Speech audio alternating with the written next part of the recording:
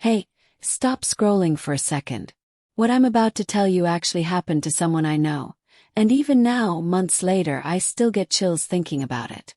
A billionaire came home early to surprise his fiancée before their wedding. He opened the bedroom door expecting flowers, candles, maybe a smile. Instead, he found his housekeeper tied to the bed, tape over her mouth, terror in her eyes. And his fiancée. She was standing there, completely calm, like she'd done this before.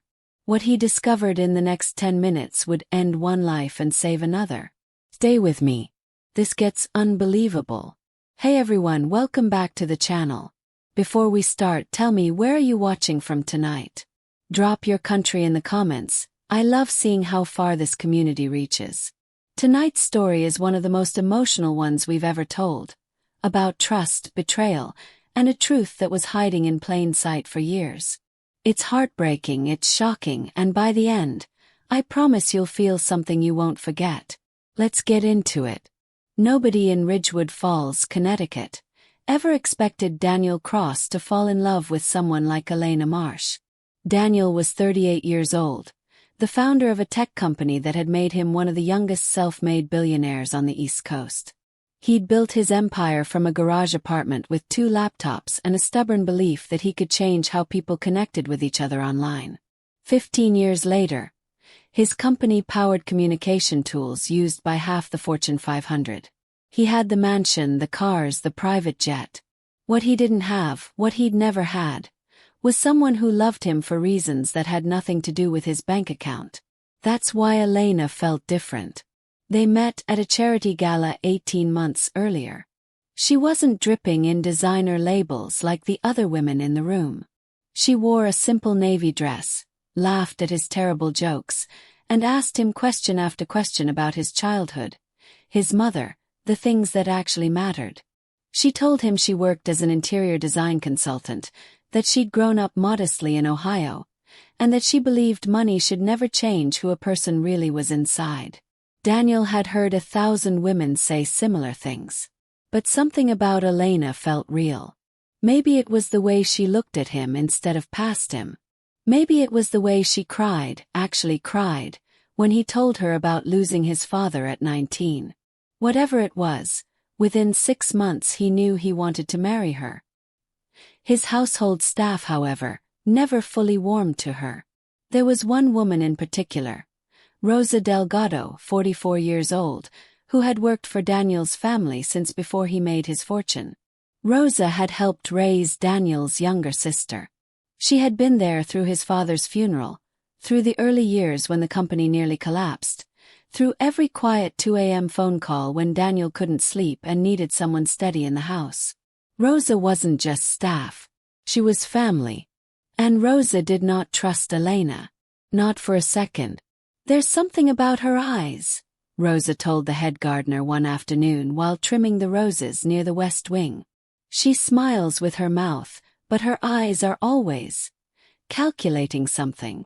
The gardener laughed it off.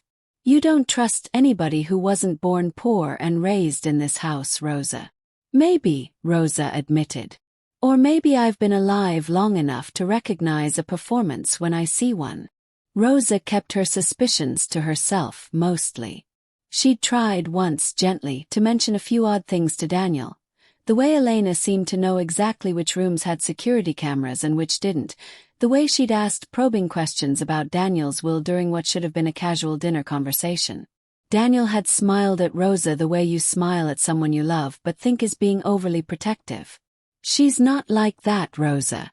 Give her a chance." Rosa gave her a chance. 18 months of chances.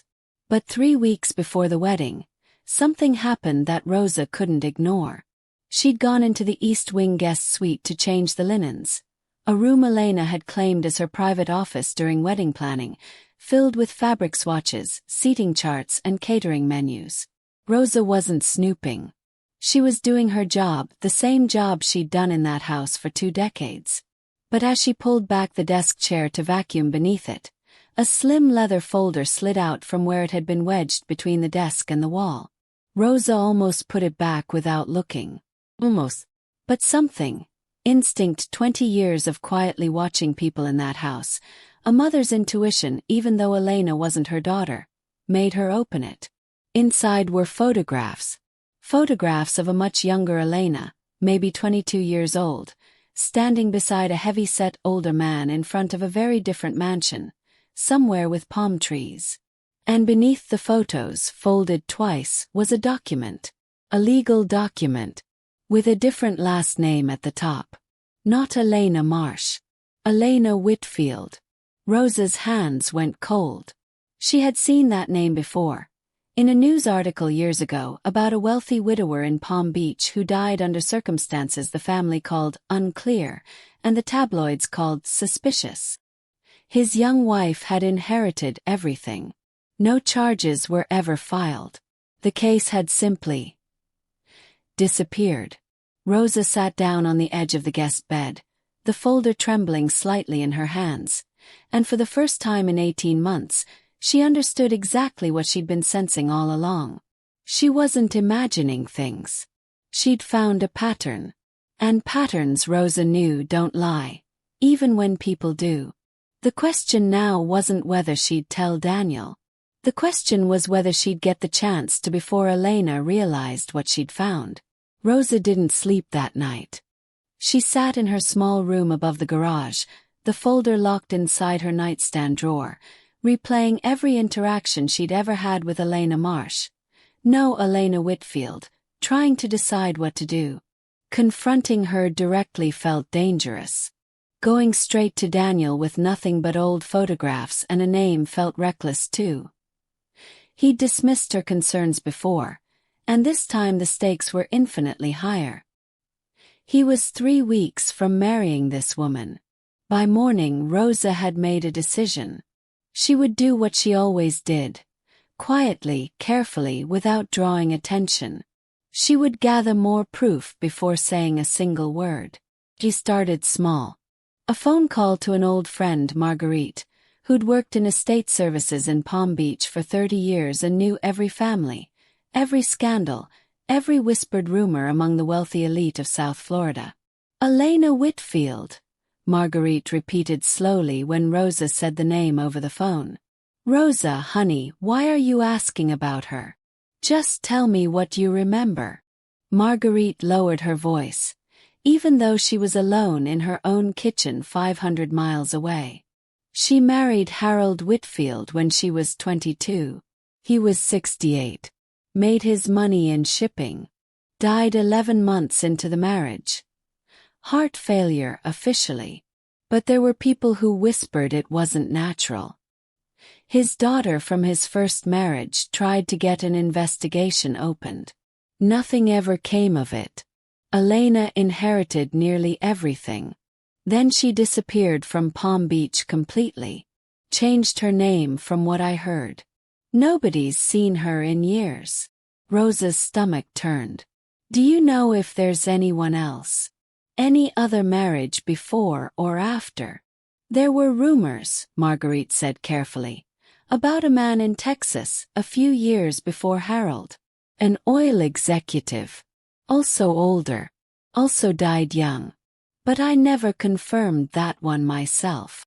Rosa thanked her friend and hung up, her hands shaking as she set the phone down. This wasn't jealousy. This wasn't an overprotective housekeeper who couldn't accept her employer's new fiancé. This was something far more serious, and far more dangerous, than anything she'd imagined. Over the following week, Rosa dug carefully, discreetly, using the old employee computer in the servants' office that nobody monitored, cross-referencing names, searching archived news, piecing together a timeline that made her blood run cold. Pattern of older, wealthy men. Pattern of sudden illness. A pattern of inheritance, and then disappearance, and then reinvention under a new name in a new city. And now Daniel. Daniel wasn't elderly like the others. He was younger, healthier, which made Rosa second-guess herself for a moment. Maybe this time was different. Maybe Elena had genuinely changed. Genuinely fallen in love. People could change, couldn't they? But then Rosa remembered something small. something she'd nearly forgotten. 2 months earlier, Daniel had mentioned to Elena, almost as a joke, that his doctor wanted him to get his cholesterol checked because of his father's early heart problems. Elena had laughed and said she'd start cooking heart-healthy meals for him. Rosa, who oversaw the kitchen staff, remembered being surprised when Elena had insisted on personally preparing Daniel's morning smoothies from that point forward. No kitchen staff allowed to help, not even to wash the blender. At the time, Rosa had thought it was sweet. A fiancée wanting to take care of her husband-to-be. Now it made her feel sick. She needed proof. Real proof, not suspicion and old photographs. And she needed it before the wedding, which was now only 16 days away. That's when Rosa decided to do something she never imagined she'd do in that house. She decided to search Elena's private belongings while Elena was out at a dress fitting, looking not just for documents this time, but for anything Elena might be using. Medication, supplements, anything unusual hidden among her things. What Rosa didn't know was that Elena had grown suspicious of her days earlier. Elena had noticed the folder was slightly out of place. She'd noticed Rosa watching her more carefully at dinner, asking small, careful questions about her past that Rosa had never asked before. Elena Whitfield had survived this long, through 2 marriages and 2 deaths and one entirely new identity, by never underestimating the people who watched her most closely. She'd already begun watching Rosa back. The twist came on a Tuesday afternoon, 16 days before the wedding, and it began with something as simple as a missed phone call. Daniel had left work early, a rare occurrence for him, because he wanted to surprise Elena with the final proof of their wedding invitations, hand-delivered from the printer himself. He drove home with the box on the passenger seat, imagining her face when she saw the gold foil lettering they'd argued playfully about for weeks. But when he arrived, the house felt strange. Too quiet. The kitchen staff had been given the afternoon off. Unusual, since Elena rarely dismissed the staff without telling Daniel first. He called out for her. No answer. He climbed the stairs toward their bedroom suite, box still in hand, calling her name again. That's when he heard it. A muffled sound. Frantic. Coming from the guest bedroom at the end of the hall.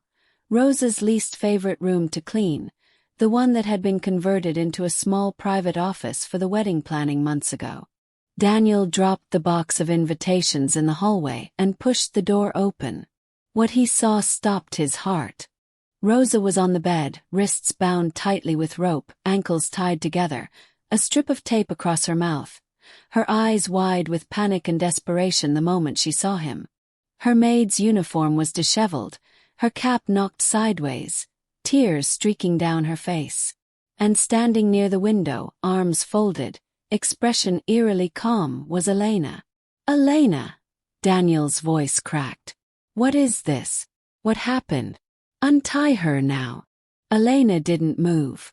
She looked at Rosa, then back at Daniel, and for the first time in 18 months, Daniel saw something in his fiancée's eyes he had never seen before. Not fear. Not embarrassment.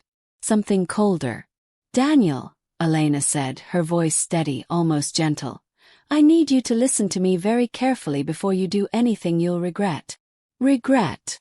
Daniel crossed the room and dropped to his knees beside Rosa, ripping the tape from her mouth as gently as his shaking hands would allow. Rosa gasped, sucking in air, tears pouring freely now. Daniel, Rosa choked out. She's not who she says she is. Her name isn't Elena Marsh. It's Elena Whitfield. She's done this before. 2 husbands, Daniel, 2 older men, both dead within a year of marrying her. I found the documents. Found the photographs. That's why she did this to me. I confronted her an hour ago and she... That's not what happened, Elena interrupted, her voice sharpening. Rosa attacked me first. She's been paranoid and hostile toward me since the day we met, Daniel. You've said so yourself. I was defending myself. Daniel's hands were trembling as he worked at the ropes around Rosa's wrists. He looked up at Elena, searching her face for the woman he thought he knew. The woman who cried at his father's story, who held his hand through sleepless nights, who he'd planned an entire future with. He didn't find her. "Rosa doesn't lie to me," Daniel said quietly. 20 years, Elena. 20 years, and she has never once lied to me. Not once. And I have. Elena's composure cracked slightly, just at the edges. "Daniel, think about who you're choosing to believe. A housekeeper who's been jealous of me since day one, or the woman you're about to marry." Daniel finally freed Rosa's wrists. Rosa immediately reached into the pocket of her apron, the pocket Elena hadn't thought to check, and pulled out her phone, the screen still lit, the voice recorder app still running. "I've been recording since she walked in," Rosa said, her voice shaking but clear. "Everything she said while she was tying me up. Everything, Daniel. It's all there." For the first time, Elena Whitfield's calm expression shattered completely. The room fell into a silence so heavy Daniel could hear his own heartbeat. Elena's eyes darted from Rosa's phone to Daniel's face, calculating, the way she'd calculated every room, every relationship, every opportunity for the last 16 years of her adult life. But for the first time, there was nowhere left to calculate her way out. "Play it," Daniel said quietly. His voice wasn't angry. It was worse than angry. It was hollow. Rosa's hands still trembled as she pressed play. Elena's own voice filled the room, recorded less than an hour earlier, cold and matter-of-fact in a way that made Daniel's stomach turn. "You should have minded your own business, Rosa." Harold didn't figure it out until it was too late either. Neither did Marcus. Daniel's cholesterol medication has been so easy to work with. A little extra in his morning smoothie every single day, slowly. So slowly nobody would ever suspect. 6 more months and it would have looked completely natural. A young, tragic widow. Again. Daniel stood frozen, the invitations still scattered in the hallway behind him, forgotten. He thought of every morning smoothie Elena had personally prepared for him over the past 2 months. Every time she'd smiled and told him to drink it before it got warm. Every time he'd trusted her completely. "You were poisoning me," he said. It wasn't a question. Elena's mask fully dissolved now. Gone was the soft, loving fiancé. In her place stood someone Daniel didn't recognize at all. Sharp-eyed, furious, cornered. "Do you have any idea what it's like," Elena said, her voice rising, "to grow up with absolutely nothing? To watch your mother work 3 jobs and still lose the house. I decided a long time ago that I would never be powerless again. Harold was going to leave everything to his children anyway. Marcus barely knew I existed except when he wanted something. You," she looked at Daniel with something that almost resembled genuine bitterness. "You were actually kind to me. That's the truth, Daniel. I didn't expect that. It almost changed things." "Almost," Daniel repeated numbly. "Almost isn't a life, Daniel. Almost doesn't pay for anything." Rosa, still shaking but finding her strength again, stood up from the bed and moved protectively toward Daniel. "Call the police," she said firmly. "Now." Daniel's hands were shaking as he pulled out his phone, but before he could dial, Elena moved toward the door. Not toward Daniel, not in some desperate final confrontation, but simply walking, calm again, as though she'd already accepted the outcome and was already 3 steps ahead, planning her next move the way she always had. "Don't," Daniel said, stepping in front of the doorway. "Elena, don't you dare walk out of this house." "What are you going to do, Daniel?" she asked quietly. "Physically stop me. Then it becomes your word and Rosa's recording against my claim of assault and unlawful detainment. Think very carefully before you decide what happens next." It was in that moment, with his fiancée threatening him even now, even after everything, that Daniel finally understood the full depth of what Rosa had uncovered. This wasn't a woman who'd made one desperate mistake. This was a predator who had built an entire life around calculated cruelty. and she was still calculating, even now, even cornered.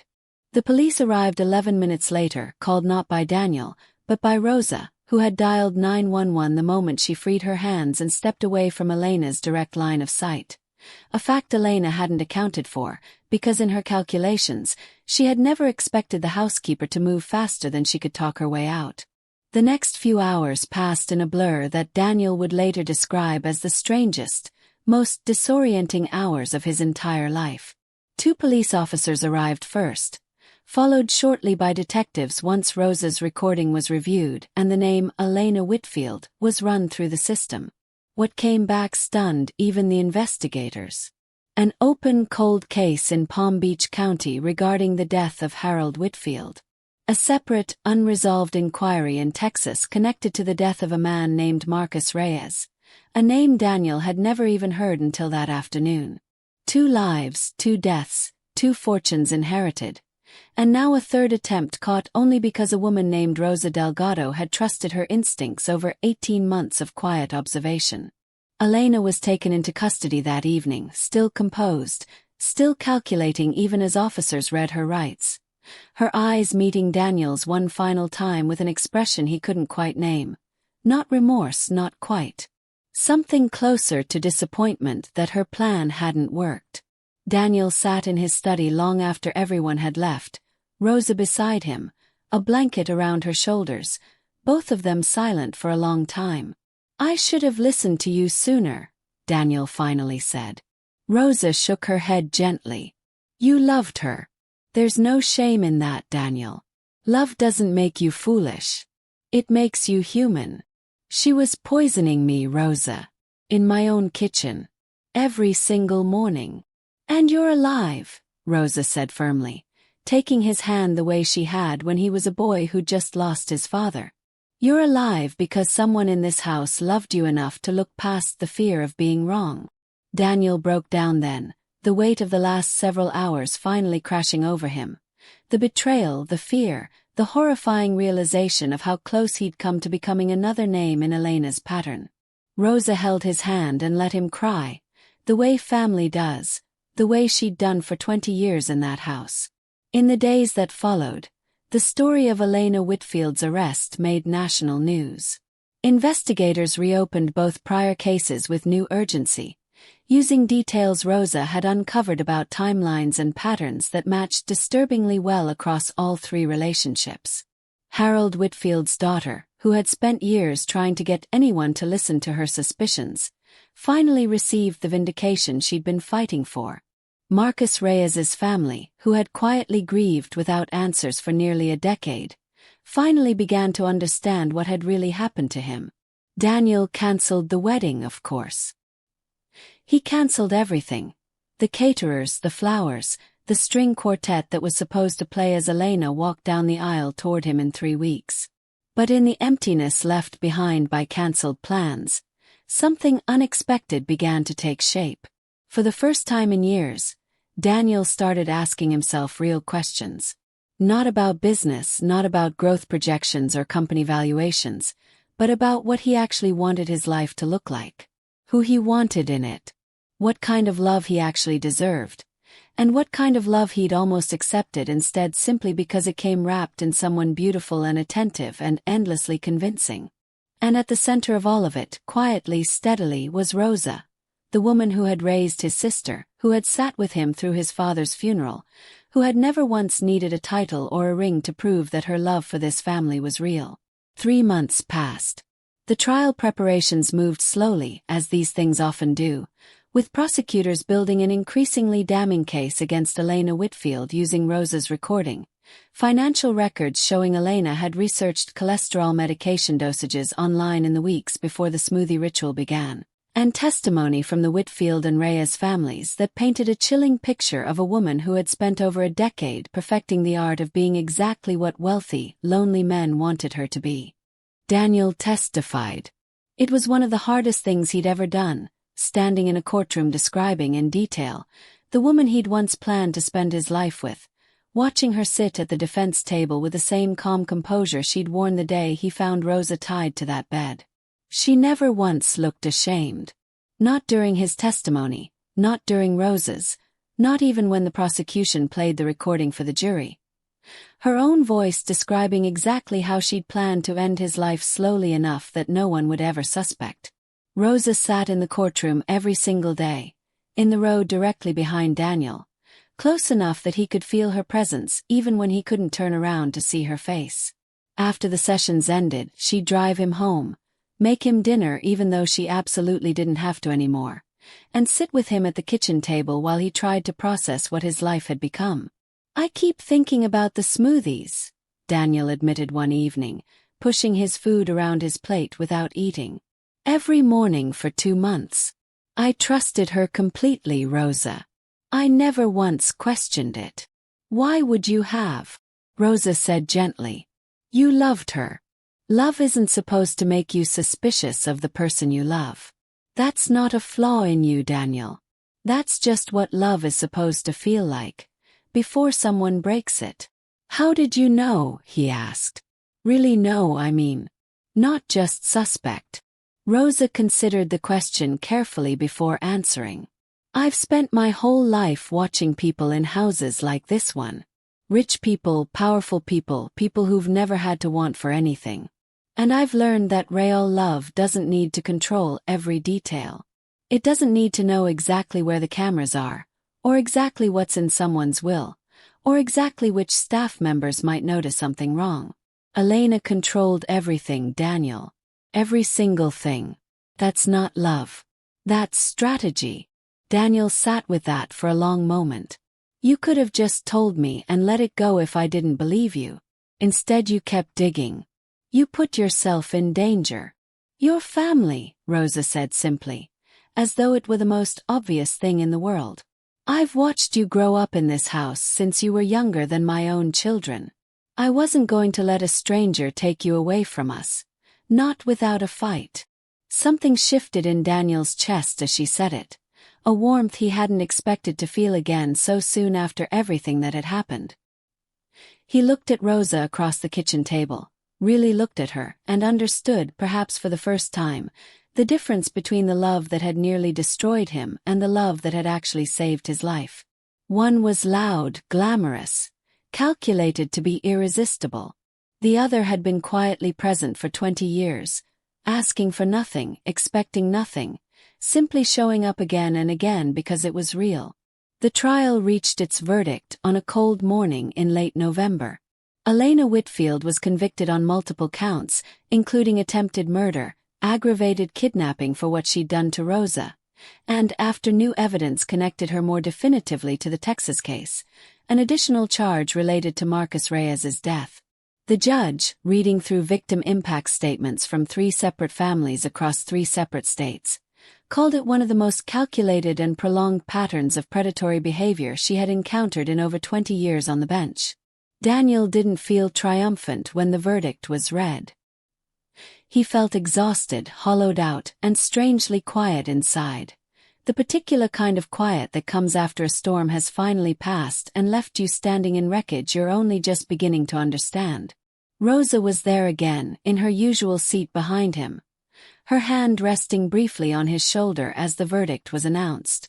Afterward, standing outside the courthouse in the cold November air, reporters shouted questions Daniel had no interest in answering. He simply walked to his car with Rosa beside him, and for the first time in months, felt something close to peace settle over him. "It's over," he said, more to himself than to her. "The trial is over," Rosa corrected gently. "The healing is just beginning. Give yourself time, Daniel." Over the following weeks, Daniel did something he'd never done before in his entire adult life. He stepped back from his company almost entirely, handing day-to-day operations to his trusted executive team, and simply allowed himself to feel everything he'd been avoiding feeling since the moment he'd walked into that guest bedroom. Anger, grief, humiliation that he'd nearly married a woman capable of such calculated cruelty. Relief that he was alive. Gratitude, overwhelming and constant, toward the woman who had risked her own safety to save his life. He started therapy, something else he'd never done, working through not just the trauma of what Elena had attempted, but deeper questions about why he'd been so drawn to someone who controlled every detail of their relationship, why he'd dismissed Rosa's early concerns so easily, why he'd been so hungry for a love that turned out to be entirely manufactured. Rosa, meanwhile, continued working in the house, though something between them had quietly shifted. They spent more evenings together than the job required. Daniel began asking her opinion on things beyond household matters. Business decisions, personal choices, the kind of everyday questions you ask someone whose judgment you've come to trust completely. Rosa, in turn, found herself looking forward to those evenings more than she wanted to admit, even to herself. Neither of them said anything about it directly. Not yet. The wound was still too fresh, the timeline still too complicated by everything that had happened. But something warm and steady had begun growing quietly in the space where Elena's calculated performance of love had once stood. Something that asked for nothing, expected nothing, and simply continued showing up day after day, exactly the way it always had. Spring arrived slowly that year, the way it always does in Connecticut, with hesitant warmth pushing through months of gray. Daniel had changed in ways even he hadn't fully recognized until his sister, Claire, visited from Boston and pointed it out over dinner one evening. "You seem different," she said, studying him across the table. "Lighter somehow. Even after everything. I think I finally understand what actually matters," Daniel admitted. "It took nearly dying to figure it out, but I understand it now." Claire smiled knowingly. "Does this have anything to do with Rosa?" Daniel felt his face flush, an involuntary reaction he hadn't experienced in longer than he could remember. "Rosa saved my life, Claire. That's not something you just move past. That's not what I asked." He didn't answer right away, because the truth was complicated in a way he was still working through. Rosa had spent 20 years as an employee in his household, someone he respected deeply, trusted completely, but had never once considered in any other light, until the day she'd nearly died protecting him from a truth no one else had been willing to see. Since then, something had shifted between them that Daniel couldn't quite name, something that felt too important to rush and too meaningful to ignore. It was Rosa who eventually said something first, on an ordinary Tuesday evening in April, the two of them sitting on the back porch watching the sun set over the property, the way they'd started doing most evenings without ever discussing why. "Daniel," she said carefully, "I need to say something, and I need you to know it doesn't require any response. I'm not asking for anything to change between us." He turned to look at her, waiting. "These last few months," Rosa continued, her voice steady despite the vulnerability in her words, "have meant more to me than I know how to properly explain. I've worked in this house for 20 years. I loved your father like a brother. I've watched you grow from a grieving 19-year-old boy into the man sitting beside me right now. And somewhere in all of that, without meaning for it to happen, I started to feel something for you that goes beyond what an employee should feel for the family she works for." Daniel's heart was pounding, though not with the frantic panic of that day in the guest bedroom. Something entirely different, something warmer, something that felt like the beginning of an answer he'd been searching for his entire adult life. "Rosa," he said quietly, "I think I've felt something similar for longer than I want to admit. I was just too afraid to name it. Especially after everything with Elena. I didn't trust myself to know the difference anymore between real love and performance." "And now?" Rosa asked, her eyes searching his face. "Now I know the difference," Daniel said, reaching for her hand the way she had reached for his during every difficult moment over the past 20 years. "Real love doesn't need to be discovered through a recording device and a police investigation, Rosa. Real love has been sitting quietly beside me this entire time, asking for absolutely nothing in return." Word of Daniel and Rosa's relationship spread quickly through Ridgewood Falls, and predictably, not everyone reacted with understanding. Some of Daniel's business associates raised eyebrows at the age difference. Rosa was 6 years older than Daniel, and the fact that she had worked for his family for 2 decades. Whispers circulated at country club luncheons and charity galas about the billionaire and his housekeeper, The kind of gossip that thrives on assumptions rather than truth. Daniel didn't care. Not anymore. He'd spent his entire adult life being cautious, calculated, protecting his image and his fortune from people who wanted something from him. Elena had taught him, in the most devastating way possible, exactly what that kind of calculated love actually looked like from the inside. Glamorous, convincing, and ultimately hollow. Rosa was the opposite of everything Elena had been. She wanted nothing from Daniel's fortune. In fact, she'd insisted on keeping her modest apartment above the garage for months after they'd become a couple, uncomfortable with the idea that anyone might think she was simply trading one form of employment for another. It took Daniel nearly explaining himself in circles for an entire evening before Rosa finally agreed to move into the main house. And even then, only after she'd quietly transferred her housekeeping responsibilities to a newly hired staff member, insisting that whatever happened between them going forward needed to happen as equals, not as employer and employee. "I don't want anyone ever wondering if I love you because of what you have," she told him firmly. "I loved you before any of this happened. I'll love you exactly the same if you lost every dollar tomorrow." It was, Daniel realized, the first time in his entire adult life that someone had said those words to him and he'd believed them completely, without a single doubt clouding the sentiment. Rosa's own children, grown now with families of their own, were initially surprised by the news, but their surprise quickly gave way to genuine happiness once they saw how their mother lit up in Daniel's presence, how the weariness she'd carried through decades of hard work seemed to soften into something like contentment for the first time in years. Daniel's sister Claire, who had suspected long before either of them admitted it to themselves, simply laughed when Daniel finally called to tell her officially. "I've been waiting for this call since Christmas," she said. "I'm happy for you, Daniel. Genuinely, truly happy. You deserve this." By early summer, nearly a year after that terrifying afternoon in the guest bedroom, Daniel proposed to Rosa in the same garden where his mother had once taught him to identify the different varieties of roses as a small boy. A place that held real memories, real history, unlike the carefully staged charity gala where he'd first met Elena. Rosa cried when he asked, the tears entirely different from the terrified tears she'd shed that day on the bed, tied and gagged and desperately hoping someone would believe her. These were tears of a life she'd never quite let herself imagine.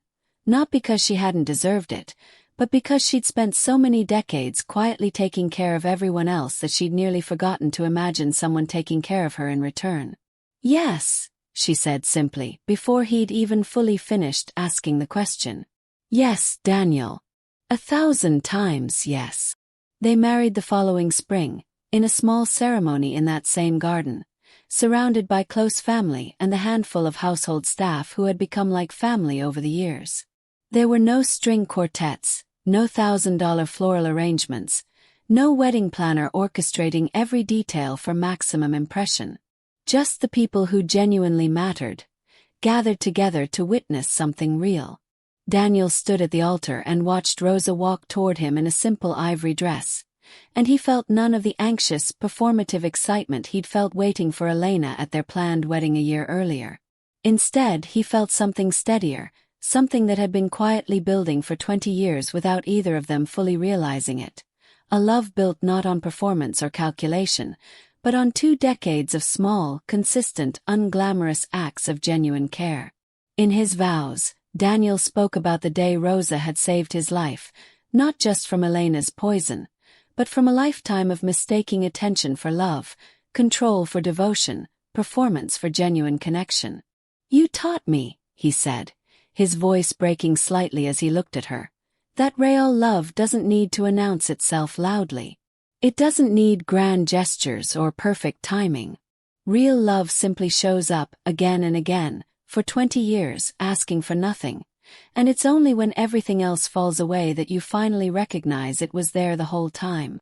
Rosa, in her own vows, spoke about faith. Not religious faith, but the harder kind, the faith it takes to trust your own instincts even when the person you love the most doesn't believe you, the faith it takes to keep speaking the truth even when it's inconvenient, even when it's dangerous, even when everyone around you seems ready to accept a comfortable lie instead.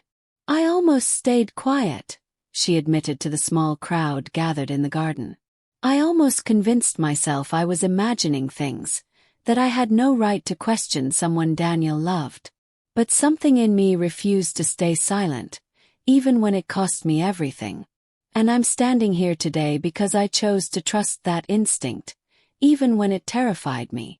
Elena Whitfield remains in prison today, serving a lengthy sentence, her calculated performance of love finally exposed after more than a decade of devastating patterns across 3 states.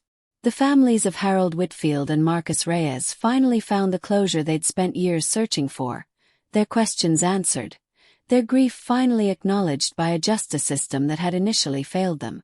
And Daniel and Rosa continue building a life together in that same house. A house that once nearly became the site of a tragedy, now filled instead with the quiet, steady warmth of a love that was never performed, never calculated, and never once needed to hide anything at all. The lesson in all of this is simple, though it's one we too often forget. The loudest, most convincing love isn't always the realest love. Sometimes the truth has been quietly sitting beside us the entire time, patient and steady, simply waiting for us to finally notice it. If this story moved you tonight, if it made you think differently about the difference between performance and genuine love, please take a moment to like this video, subscribe to the channel for more stories just like this one, and share it with someone in your life who might need to hear it today. Thank you for staying with me until the very end. I'll see you in the next story.